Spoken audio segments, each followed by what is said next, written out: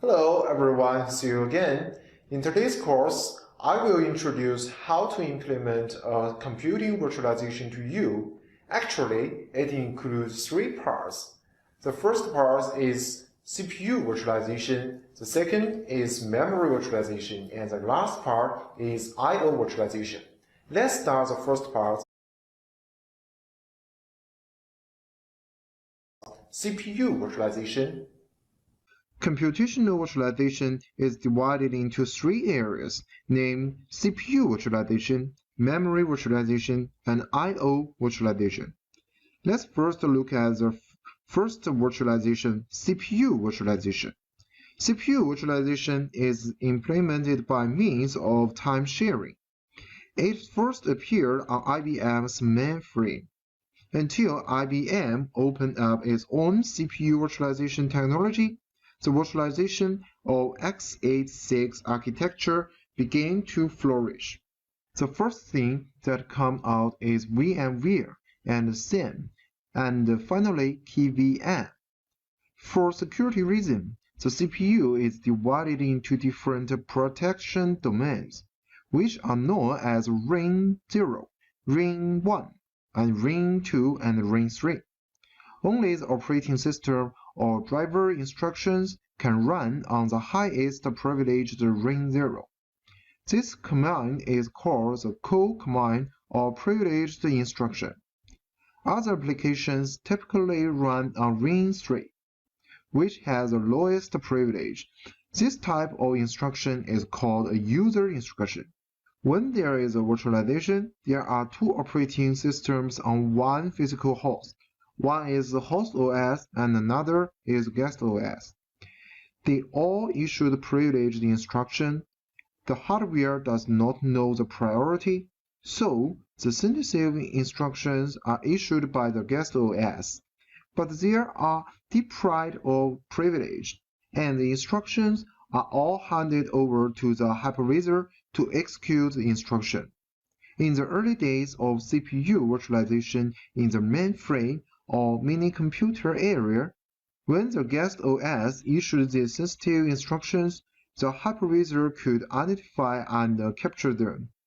Then use the interrupt mechanism to deprive the privilege and then simulate it by itself. After the operation is complete, the results are returned to the guest OS. However, in the x86 area, because of the instruction set of the CPU is different from that of the mainframes and the mini-computers, there are 19 sensitive instructions that are not core instructions and belong to user instruction. The only way to identify sensitive instructions in the core instructions does not work, so people develop some way to solve this problem. First two are full virtualization and parallel virtualization. In full virtualization, all core instructions and sensitive instructions will be captured and checked. If it is a sensitive instruction, it will be translated. If it is not put down, it will bring certain shortcomings affecting efficiency. It is very uncomfortable to keep stopping from checking your driver license on the highway. Therefore, the parallel virtualization is created. In the parallel virtualization, the guest OS knows that it is a virtual machine and then recognizes the sensitive instructions and sends them to the hypervisor for execution. It belongs to active report and the hypervisor only needs to wait. So full virtualization and parallel virtualization are both over provisioning, and the ultimate solution is hardware-assisted virtualization. Whether the solution is a half virtual or full demand, it is because the CPU itself can only identify sensitive instructions and can only rely on software to identify.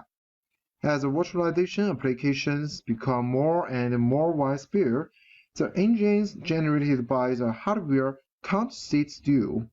Isn't it 19 instructions? I solve it for you.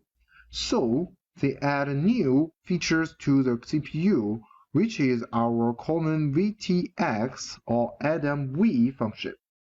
It adds root and unroot privilege to the CPU, and CPU automatically recognizes the privilege and sensitive instructions. Then tells the hypervisor running in root mode to execute. The remaining instructions run in non-root mode, and then divide into different security levels in non-root mode. The running in ring 0 is still in ring 0. At ring 3, the basic we know are all hardware virtualization. So, regarding CPU virtualization, we don't have to worry about whether it is all virtual or semi-virtual, because after hardware virtualization, it is basically all virtual. Next, let's take a look at memory virtualization. After the CPU is virtualized, the components and memory that are related to the CPU have undergone tremendous change. Why can CPU virtualization lead to memory virtualization? Because with the advent of CPU virtualization, virtual machines run on top of the VMM layers, replace physical machines, and become carriers for carrying servers and applications. And there are multiple virtual machines running on one physical machine at the same time. Then the problem comes. The physical host usually has only one or several memory modules. How to allocate memory resources in response to the requirements of multiple virtual machine memory? Obviously, the solution to the problem is virtualization technology. So, memory virtualization technology has emerged. But memory virtualization also encounters a problem, that is how to allocate the space of memory. There are two requirements when the physical host uses the memory address space. First, we all know that the memory address starts from 0 in the physical memory, and the memory address space must be contiguous. So, after the introduction of virtualization, it is clear that there is a problem. That is the space that requires a memory address starts from 0, but the physical memory has only one 0, which cannot satisfy the memory usage of all virtual machines.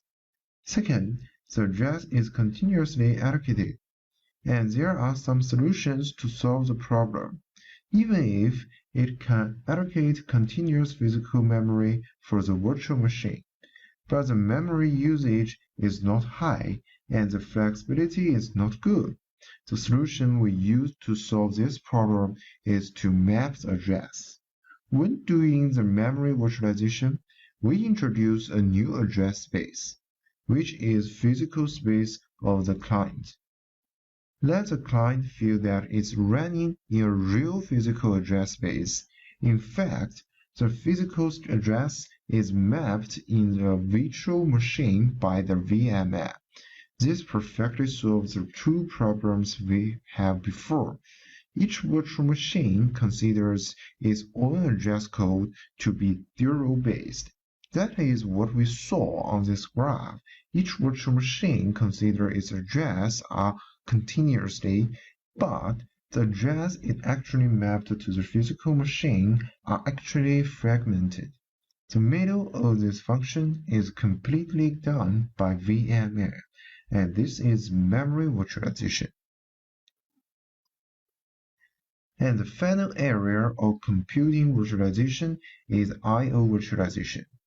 It is divided into three types. 1, 2, 3. 1 is emulation. 1 is parallel virtualization. And the last one is I/O throw. For emulation and parallel virtualization, when we talk about key VM, let's take a key VM as an example. In short, the performance of this emulation is not as good as the parallel virtualization performance. Then there is one that is I/O throw. I/O throw is not converted in the version of virtualization. I will briefly talk about it here. I/O throw is equivalent to hanging a real physical device such as my mouse or my keyboard directly to a virtual machine. For example, I have 10 virtual machines running on this physical machine, and then only one set of mouse or keyboard. Then I only use my own mouse and keyboard to assign a virtual machine to use. This is called I/O through. The operation of I/O is not through the hypervisor. It is equivalent to the real physical device directly used for visualization. This performance is the highest, but there is a premise that it needs hardware support. If the hardware does not have this function, and this can't be done. So far, we have finished computing virtualization and to focus on CPU virtualization, memory virtualization, and I/O virtualization. There are different knowledge of this part, and everyone should check the relevant document, some of the surrounding information, and try to master as soon as possible. Okay, everyone. When we finish this course, I believe everyone have known how to implement computing virtualization. And in next course,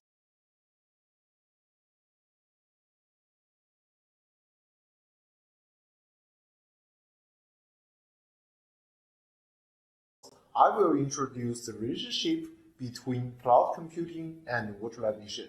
Besides this, I will introduce KVM and then to you. See you!